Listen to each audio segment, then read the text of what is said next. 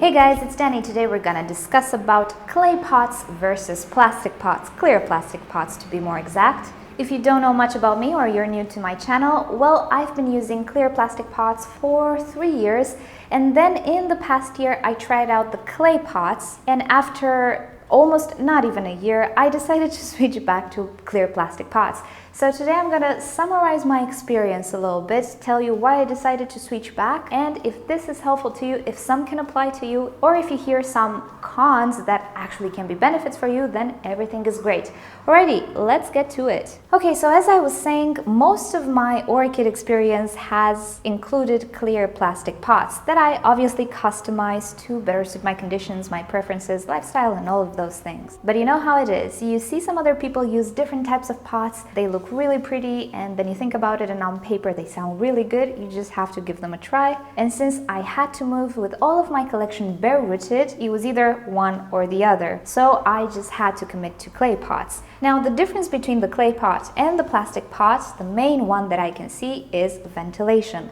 A clay pot is very porous. It lets everything inside breathe, while a plastic pot doesn't do that. Through plastic, water cannot seep out. That's why I usually like to place extra ventilation holes. It's easier to control. It's quite a little bit safer, particularly if you don't know entirely what you're doing. More ventilation is better because you can always control the level of moisture, but you cannot really control the level of air if something is very sealed. So that was the main thing that really attracted me about the clay pots. I did not have to place any more ventilation holes. Another good thing about the clay pots is that because they do absorb water, they also release it in the air. So overall, clay pots do tend to increase humidity around a certain area.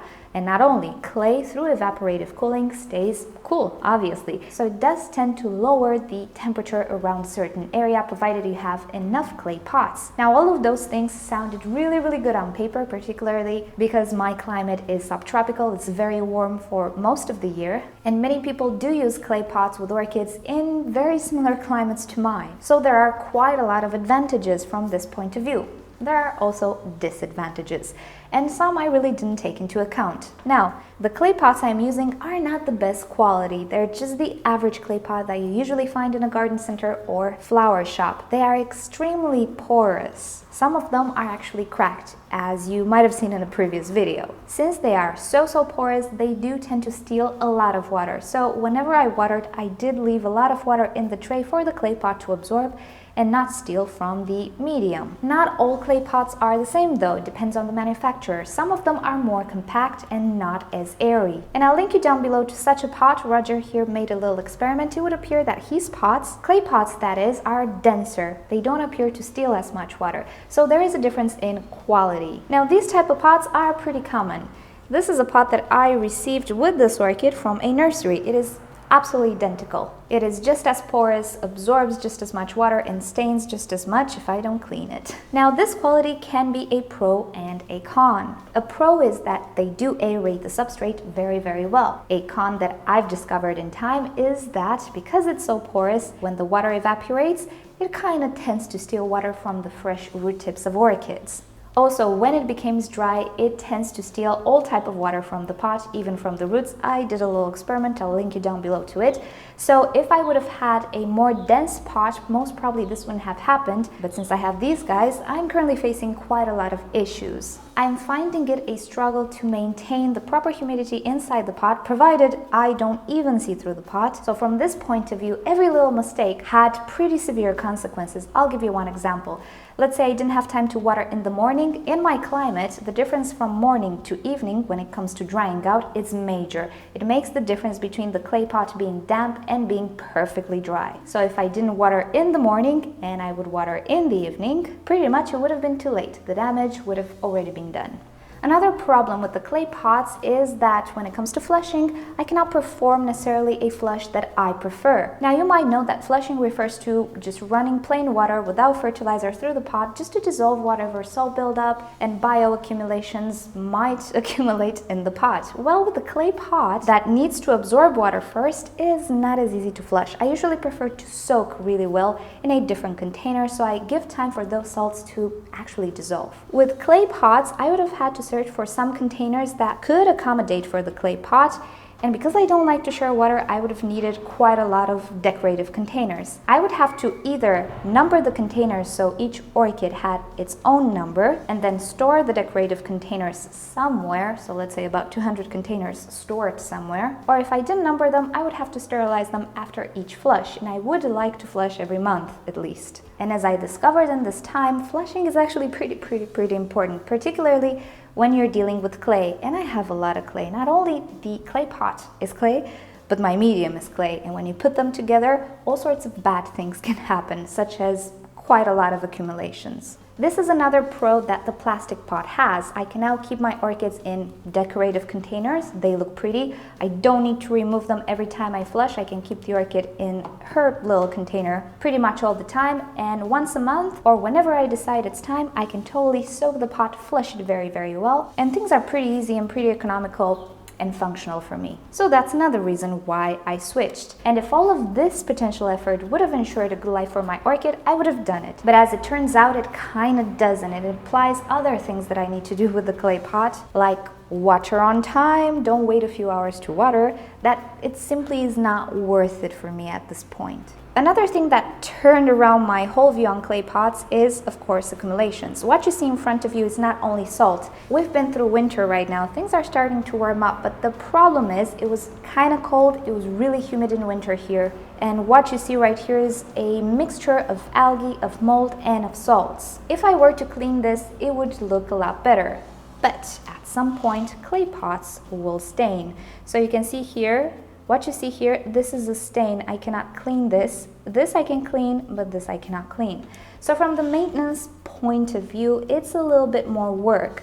But what does this work imply? Since I don't like to share water, I had to take each clay pot to the sink, pretty much wash it at the sink, and pour tap water on my orchid as well. That's a problem. My tap water here is really hard. It's between 250 parts per million to 300 parts per million. It kind of varies. There's no major issue if I'm forced to use tap water once in a blue moon, but if I use it too regularly, it's gonna be a problem. And furthermore, these accumulations of mold actually reappeared within about a week. Of course, not to this extent. At this point, I'm not even cleaning them because I'm transferring everything.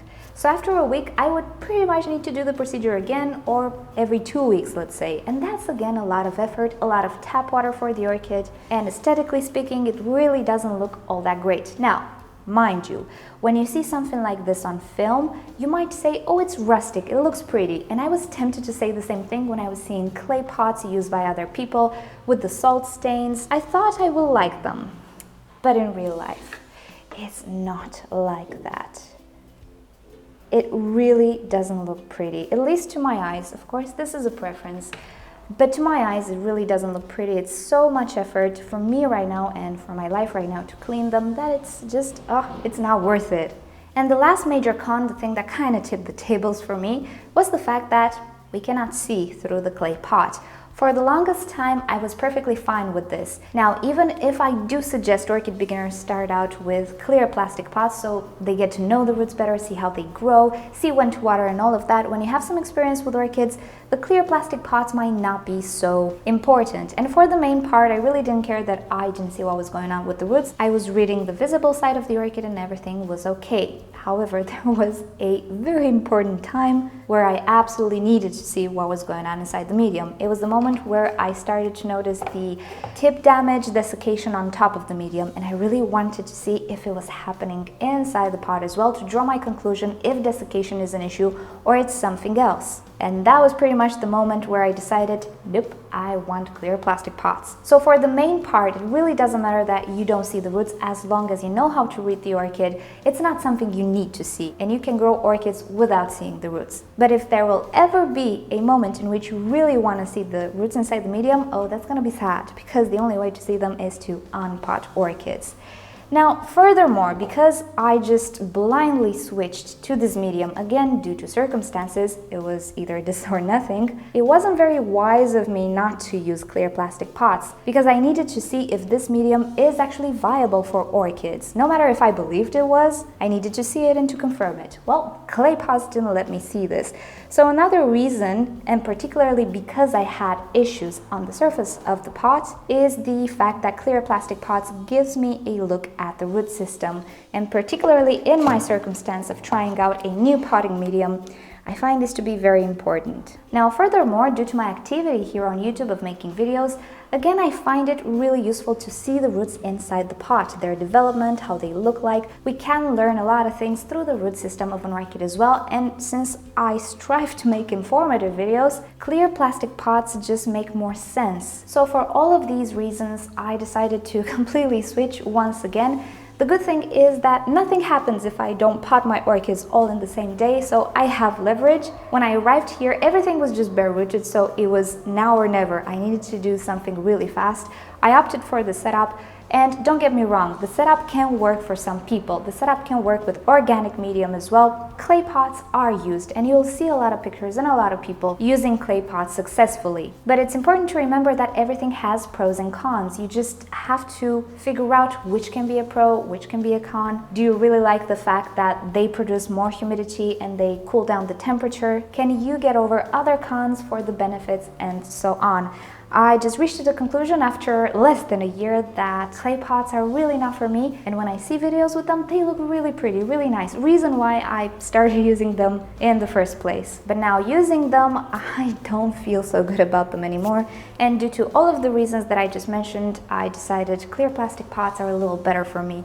So now we're gonna figure out how to fix the issues we will have and we will encounter with the clear plastic pots. I'm a little happy because I have quite a lot of experience with them from the past. I kind of know what to expect. I kind of know how they work.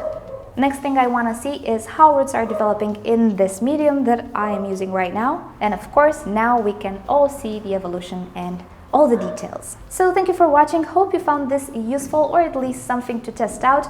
And as I always say, when you want to test out something, test it out on 1 or 2 orchids. If you like it, then everything is great. If you don't like it, no worries, there are a ton of other setups. So if you've enjoyed this video, please give it a thumbs up. If you hated it, give it a thumbs down. Subscribe to my channel for daily orchids and plants videos. And don't forget to turn on notifications so you never miss a video. And with that said, I'll see you guys next time. Bye!